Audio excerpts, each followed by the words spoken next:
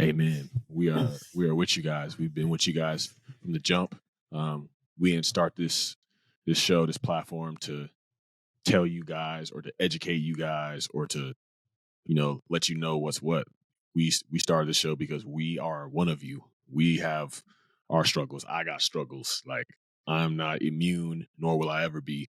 And we just want to know we with you guys. And, I know that maybe some people listening thinking about a gratitude practice, kind of like me. Like, I was intimidated by it.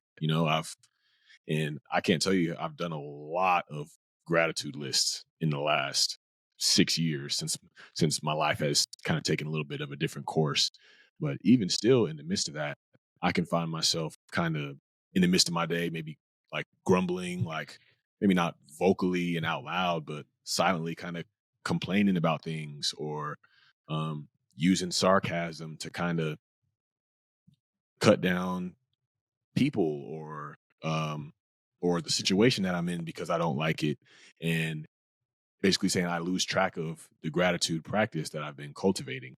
So it starts with one, like not expecting perfection from yourself and knowing that this is a practice that's going to continue to unfold over time. But I feel like it's proper for us right now to break down, like, okay, like I want a gratitude practice. Like, what does that look like? Like, what are the thoughts? Like, what can I ask myself? How can I check in? And I feel like one way to start is like, even if you haven't had an amazing life or your comeback story feels like it hasn't happened yet, we can start with like, hey, like what's one good thing that's happened to me this week? What's one good thing that's happened for you? Like, because there's no way you can sit here and tell me that there's not one good thing that's happened this week if you don't sit down and analyze your life, reflect on one thing. Like, if it's you only all that you just woke up today, then that may be all it is. But there's at least one good thing, and that we can start there. Like, if that's all our gratitude practice is hey, I check in at the end of the week and find one thing. Let's go. Like, we're doing this thing. We're getting started and we're rolling. So don't feel like it's got to be this magnificent journaling episode or every single part of your day you're just smelling every single rose and feeling like you got to have it all together. No, like, let's just find a place to start and roll from there. Yeah, I love that. And I think it's just good for anybody listening that says, well, because gratitude is kind of like this, it's another one of those kind of cliche things, maybe often a term that's overused sometimes, maybe rarely or not as often embodied, like we're talking about it and people are sharing it.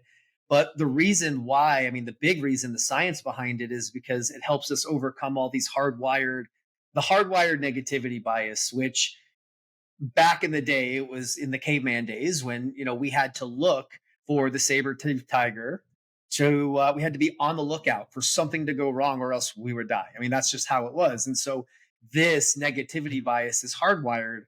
And it's funny because remember we had Michael Gervais on the show and he was talking about today's modern saber-toothed tigers caring what other people think.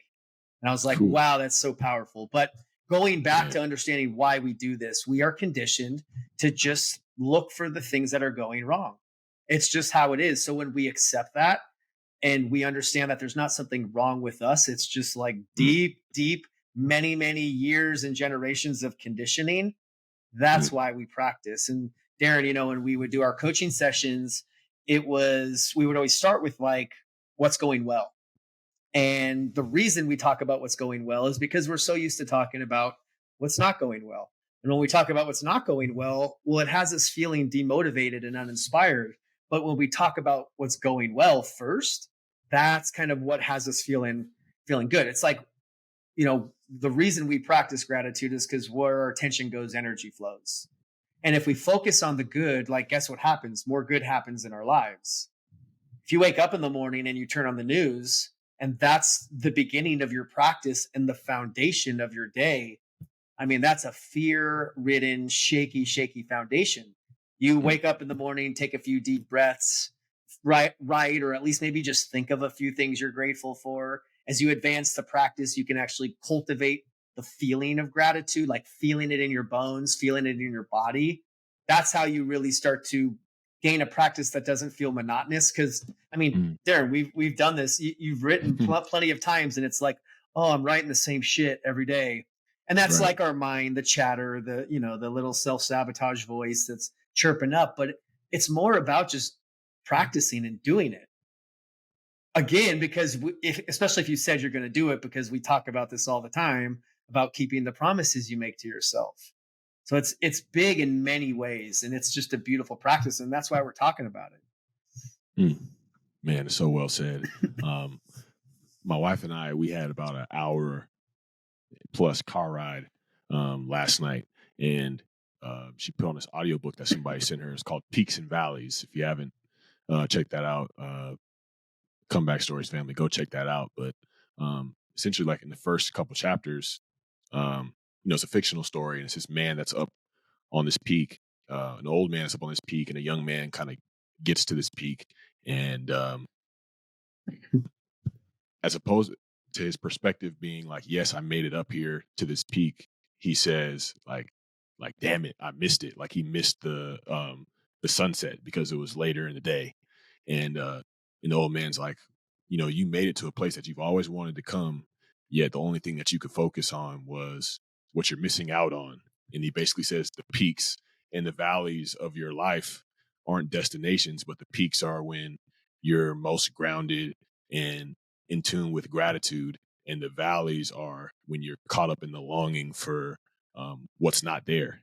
And that just, I'm riding the car, I'm just like ad libbing to it as the story's kind of unfolding, and only a couple chapters in, but I feel like that's such a great way to put it. Like, where a lot of us think that we're going to be grateful when we get to a certain place or a certain thing happens in our life or we get a certain achievement, as opposed to just being grateful for what's around us currently, and how we're just setting ourselves up for loneliness, depression, when we're longing for things that we don't have. And it's just like, what a powerful perspective, right? Like nobody teaches us these things, No. like I'm 31 and I'm still trying to get a grip on that. Like I know it's the truth, but it's still like, I still want to go the other direction,